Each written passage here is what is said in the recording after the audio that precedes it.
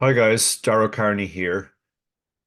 This is the start of a course on how to study tournaments. The idea for this course came around over the last year and a half. Quite a lot of recreational players have come to me saying they want to learn tournaments. And I've tried a variety of different approaches down the years. And obviously, every student is different. So there's some element of personalization. But for people who are sort of starting or nearer to the start of their journey than the end, what's happened is I've kind of come to realize that the best way to teach tournaments is to teach an overall framework, focusing on what I regard as the three pillars of tournament strategy. Um, the first pillar is GTO, and that GTO is important because that's how poker should work. If everybody was playing perfect strategy, they'd be playing GTO or as close to it as they can get. Obviously, that's not the case in reality. So you might say, well, why do we learn GTO? Because our opponents are not playing GTO. But understanding how something is supposed to work is very important because then when people are doing something different, first of all, you recognize that they're doing something different, but also you know what the points of difference are. And that actually gives you a clue as to how your strategy should be different to try and take advantage of the fact that they're not playing GTO. So that's the second pillar. The second pillar is exploitative poker beyond GTO, node locking, whatever you want to call it. And then the third aspect, and probably the most underappreciated and yet most important to your bottom line, is ICM. And the reason I say that is ICM radically changes the strategy from the way if ICM weren't a factor. And when I'm teaching any of these things, I always regard GTO as the baseline. This is the way, without any ICM, these are the hands we should open in early position. These are the hands we should be check raising on certain flops. But then, let's say we're playing against a real person who is way tighter or way looser. How does the range change?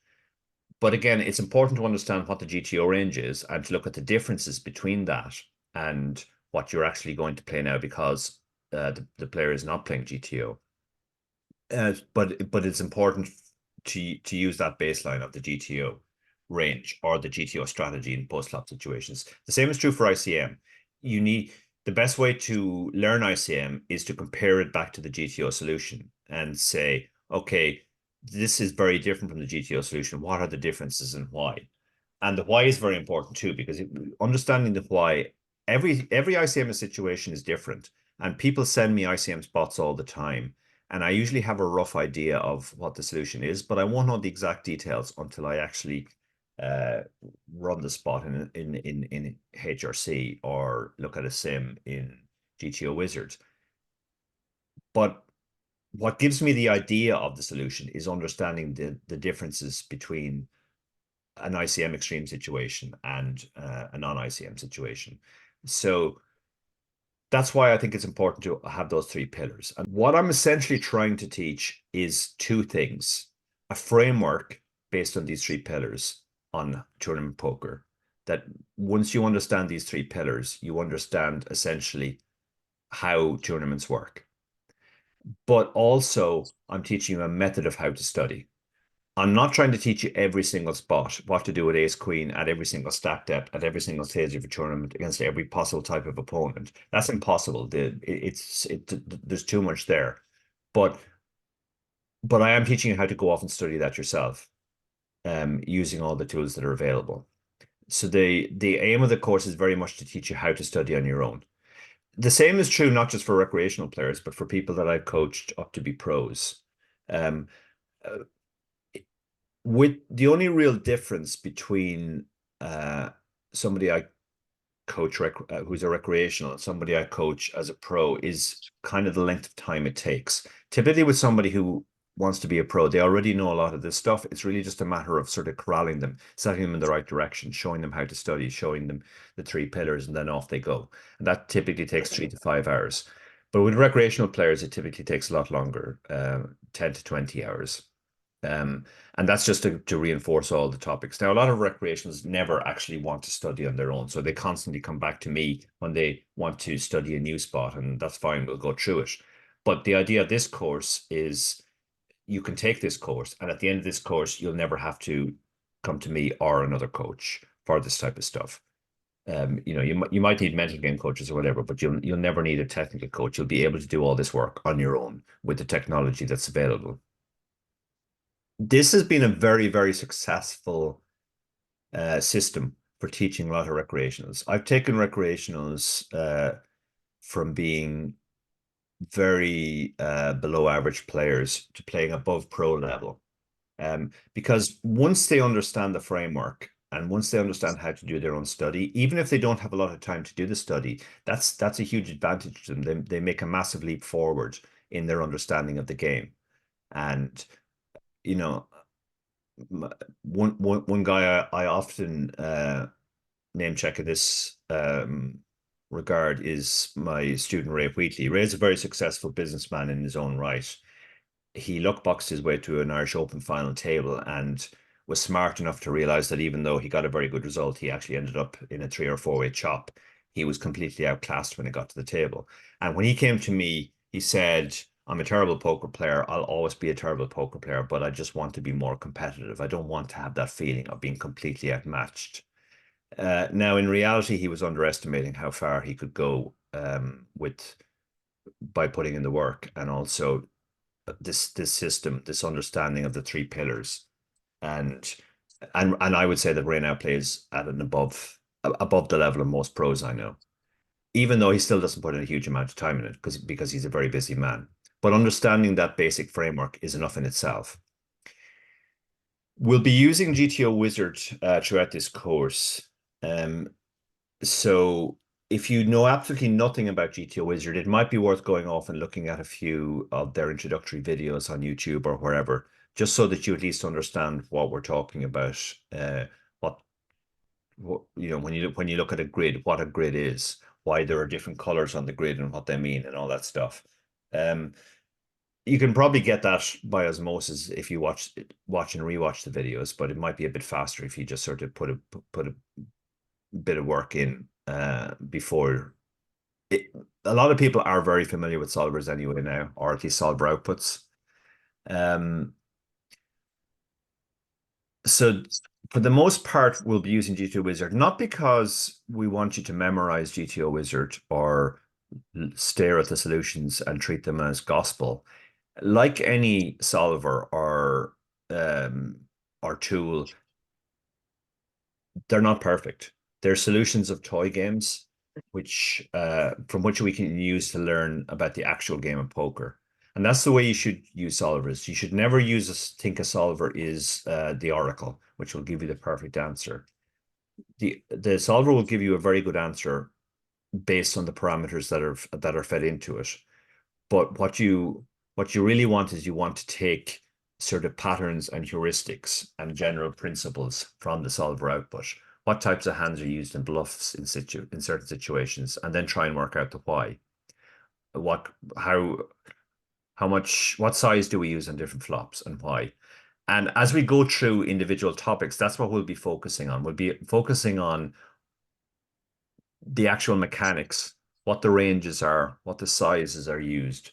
But more importantly, we'll also be trying to explain why we overbet certain flops, why we use a small size on other flops. And that should allow you then to apply that in a whole range of situations, which we don't even cover in the course, because a lot of situations are very similar. We will break the course up throughout using some inserts that Barry will put to just explain key principles or to summarize concepts that we've gone through, so that you're not just looking at me talking over GTO Wizards all the time. If this goes well and if it sells well and if it's worth our while, we will actually add more to the course as we go. Everybody who buys the course at the start will get all the add-ons for free.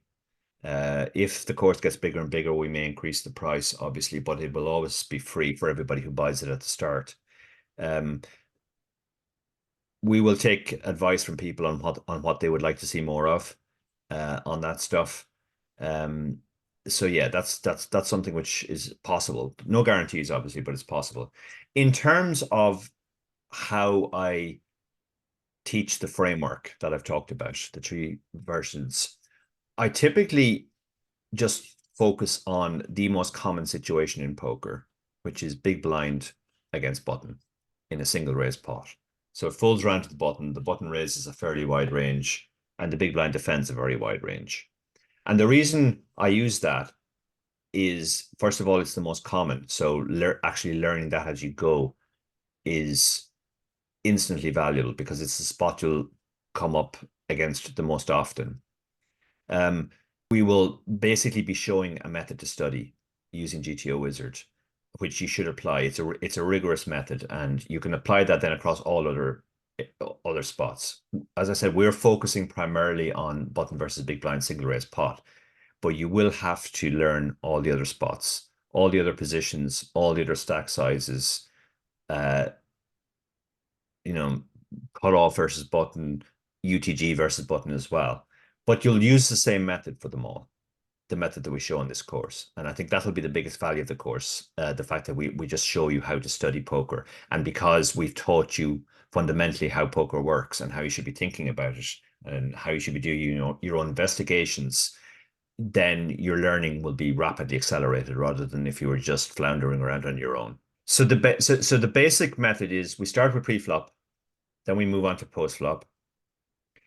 We also have a specific section on blind versus blind because that's very important.